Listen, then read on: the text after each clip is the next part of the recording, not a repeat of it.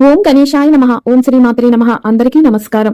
అక్షయ తృతీయ అనగానే మనందరికీ ముందుగా గుర్తొచ్చేది బంగారం కొనటము లేదా వెండి విలువైన వస్తువులను కొనుక్కోవటం. కానీ శాస్త్రాలు మన పెద్దలు చెప్పిన దాని ప్రకారం ఈ రోజున బంగారం విలువైన వస్తువులు కొనే కన్నా దానం చెయ్యాలి అని శాస్త్రాలు ఘోషిస్తున్నాయి. మరి ఈ అక్షయ తృతీయ రోజున ఎటువంటి దానం చేస్తే మనకి అత్యధిక ఫలితం పుణ్యం లభిస్తుంది అన్న విషయాన్ని ఈ వీడియోలో తెలుసుకుందాము. మొదటిసారి ఛానల్ ని చూసేవాళ్ళు మా ఛానల్ ని సబ్స్క్రైబ్ చేసి పక్కనే ఉన్న బెల్ ఐకాన్ ని ప్రెస్ చేయండి. దీనివల్ల మీకు రానున్న ఆధ్యాత్మిక వీడియోస్ అన్ని కూడా నోటిఫికేషన్ ద్వారా మీకు అందుతాయి. మా వీడియోస్ మీకు నచ్చినట్లయితే లైక్ చేయండి, షేర్ చేయండి. శాస్త్రాలు చెప్పిన దాని ప్రకారం అక్షయ అంటే ఎప్పటికీ అంతం కానిది, క్షయం లేనిది, కరిగిపోనిది అని అర్థం. ఈ పవిత్రమైన రోజు మనకి ప్రతి సంవత్సరం వైశాఖ శుద్ధ తృతీయ అంటే వైశాఖ మాసంలో 3వ రోజు అయినటువంటి తదియా తిథిని అక్షయ తృతీయగా పరిగణిస్తాయి శాస్త్రాలు. ఈ అక్షయ తృతీయ రోజున చేసేటటువంటి దాన ధర్మాలు, పూజలు అనంతమైన పుణ్యాన్ని ప్రసాదిస్తాయని పురాణాలు చెబుతున్నాయి. ఈ అక్షయ తృతీయ రోజున గొడుగు, చెప్పులు, విసినికర్రలు, అన్నదానం, వస్త్రదానం, ధాన్యదానం, ఔషధ దానం, బంగారం, వెండి దానం, నీటి దానం, మజ్జిగ దానం, ఇలా ఎటువంటి దానమైనా అవసరంలో ఉన్నవారికి తప్పనిసరిగా చెయ్యాలి అని చెబుతున్నారు పెద్దలు. అక్షయ తృతీయ రోజున అన్ని దానాల్లో కల్లా శ్రేష్టమైనటువంటి దానం ఉదకుంభ దానం. వైశాఖ మాసంలో అందున అక్షయ తృతీయ రోజున ఈ ఉదకుంభ దానాన్ని చేస్తే అక్షయ ఫలితం లభిస్తుంది. అక్షయ తృతీయ రోజున కుదరకపోతే వైశాఖ మాసంలో ఏ రోజునైనా లేదా జ్యేష్ఠ మాసంలో ఈ ఉదకుంభ దానాన్ని చేయవచ్చు. అందున తదియ, పంచమి, సప్తమి, దశమి, ఏకాదశి, ద్వాదశి, త్రయోదశి లాంటి శుభ తిథులలో సోమవారం, బుధవారం, గురువారం, శుక్రవారం శుభవారాలలో ఉదకుంభ దానం చేయవచ్చు.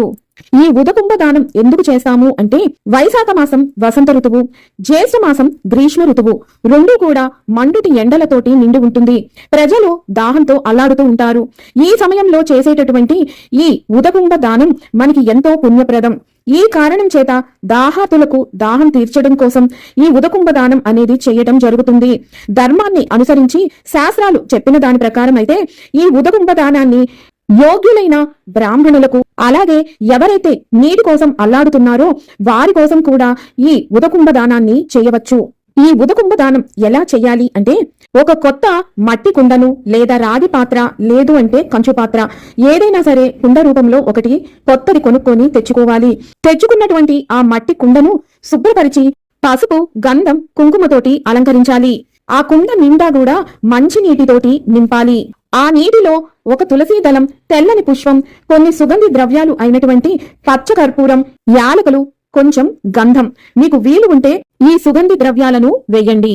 ఇప్పుడు ఆ కుండ పైన మట్టి పాత్రతో చేసినటువంటి మూతను పెట్టండి. ఇలా తయారు చేసిన దానినే ఉదకుంభం అంటాము. ఈ ఉదకుంభాన్ని మీరు యోగ్యులైన బ్రాహ్మణులకు గాని, ఈ ఎండలకు తట్టుకోలేక కనీసం ఒక్క కుండైనా కొనుక్కోలేని పేదవారికి, దాహార్తులై ఉన్నవారికి ఈ కుండను దానంగా ఇవ్వవచ్చును. ఎప్పుడైనా సరే ఉదకుంభ దానం చేసేటప్పుడు సంకల్పపూర్వకంగా దానం చెయ్యాలి. నా యథాశక్తి కొలది ఈ ఉదకుంభ దానాన్ని చేస్తున్నాను.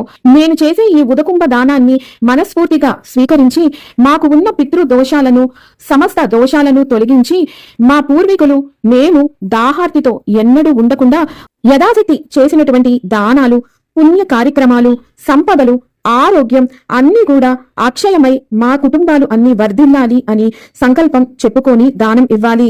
మీకు శక్తి ఉండి మీరు చెయ్యగలను అనుకుంటే ఈ ఉదకుంభ దానంతో పాటు 5 లేదా 7 లేదా 9 మామిడి ఫలాలను కూడా మీరు జత చేసి దానంగా ఇవ్వవచ్చు. ఈ మామిడికాయలు గురుగ్రహానికి సంబంధించినటువంటివి, గురుబలం పెరగటానికి కూడా ఇవి దోహదపడతాయి. అలాగే తెల్లటి వస్త్రాలను, చెప్పులను, గొడుగు, విసినికర్రలు, వీటిని కూడా ఈ ఉదకుంభ దానంతో పాటుగా మీరు దానం చేయవచ్చు. అలాగే ఈ అక్షయ తృతీయ రోజున చలివేంద్రాలను నెలకొల్పిన, దాహార్తితో ఉన్నవారికి మంచినీటి సరఫరా చేసినా కూడా అక్షయ ఫలితం లభిస్తుంది. నీటికి అంత ప్రాధాన్యత ఉన్నది ఈ అక్షయ తృతీయ రోజున. విన్నారు కదా ఉదకుంభ దానం ఎలా చెయ్యాలి అన్న పూర్తి విషయాలను. మరొక వీడియోతో మళ్ళీ మిమ్మల్ని అందరినీ కలుసుకుంటాను. సెలవు మరి. సర్వం ఈశ్వరార్పణమస్తు. స్వస్తి.